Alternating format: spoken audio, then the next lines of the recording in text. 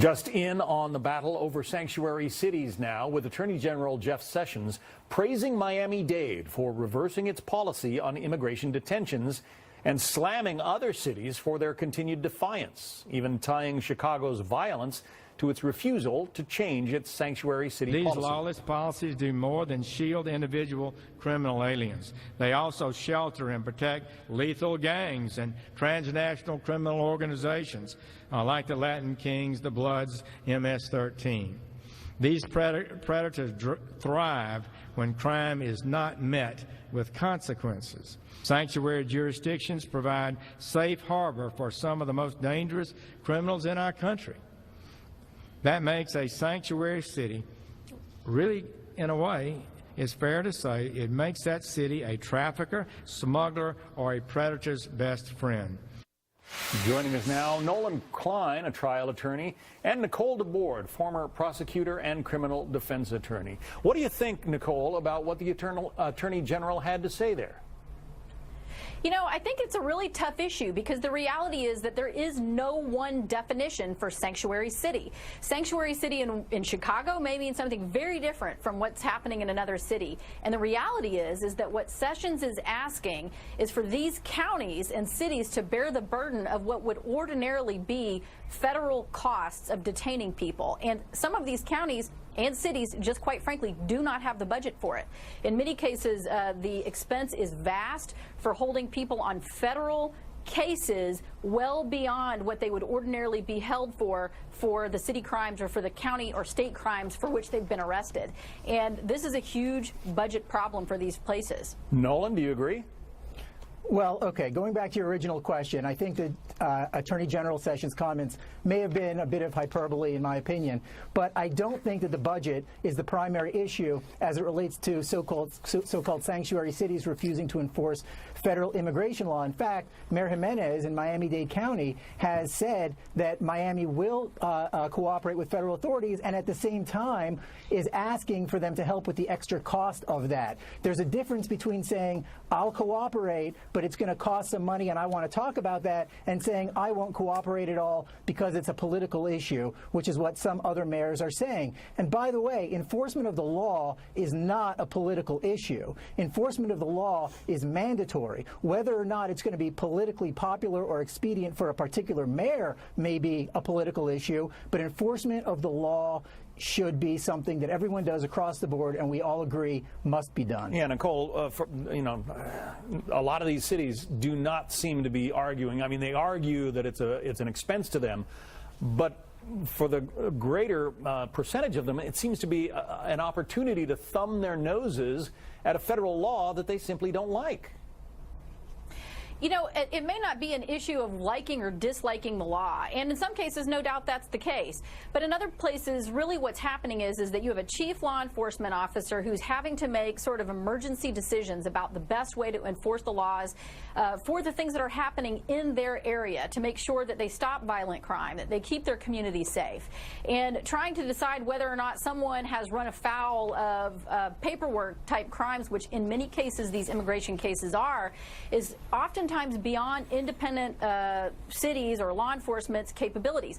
ICE is set up to deal with exactly these types of crimes. There are federal detention centers. There are agencies which are capable and educated about handling immigration crimes, and those need to be the agencies dealing with these types of crimes. But some of these cities, it's not so much that some of these cities flat out refuse to tell ICE when they have these people in custody. They just flat out refuse.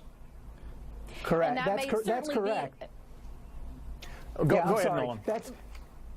That's correct. And in fact, I take Nicole's point that ICE is the primary agency that's charged with enforcing these laws, but that doesn't mean that if ICE comes across a criminal that's committed some other type of crime that might fall under the state's jurisdiction or purview, that they would just let them go. The issue here is that law enforcement, state and federal, need to cooperate. And just because a law might be something that the state traditionally enforces versus something that the federal authorities traditionally enforce doesn't mean that any law enforcement agency should throw its hands up in the air and say, not our problem, you deal with it, and let someone go who they know to have committed a crime that perhaps doesn't, strictly speaking, fall within their jurisdiction, and by the way, refuse to even tell the agency or hold the person for the agency that is charged with enforcement of that particular law. Yeah.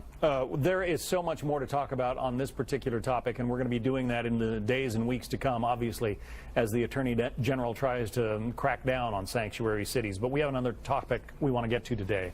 We're awaiting a judge's decision on a New York Times motion to dismiss Sarah Palin's defamation lawsuit.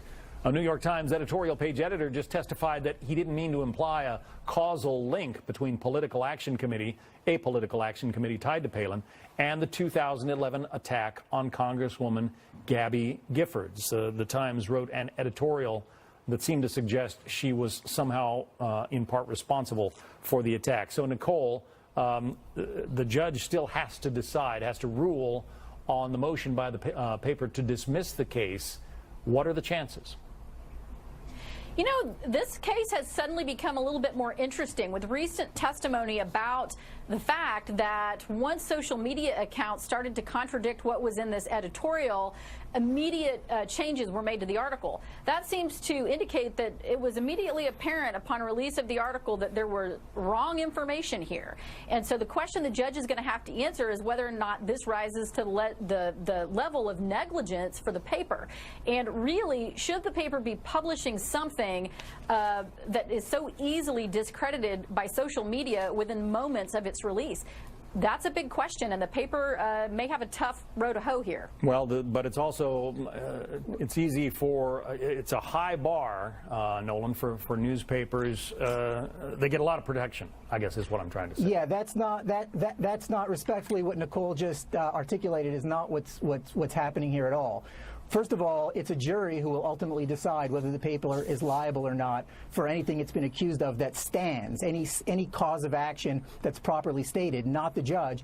And the standard will not be negligence because Sarah Palin is a public figure, therefore the standard will be malice or willful disregard of the truth. What's at issue here is the New York Times Rule 12b-6 motion under the federal rules saying even if you take everything that Palin has alleged as true, she still doesn't state a cause of action. Now, the case law suggests that the judge can make certain inferences when deciding that motion, even though, strictly speaking, he's not allowed to look outside what's called the four corners of the complaint or what's specifically alleged in the complaint. And the purpose of Judge Rakoff's evidentiary hearing yesterday was simply to find out if there was additional information that he needed to know in order to determine what a fair inference would be in this particular case and with regard to this motion. And like you said, he still has not ruled. If he dismisses, it likely will be without prejudice, and Palin will have leave to amend and try to change her allegations It is somewhat. another one that we will continue to watch. A very interesting case, and we'll let our viewers know what happens.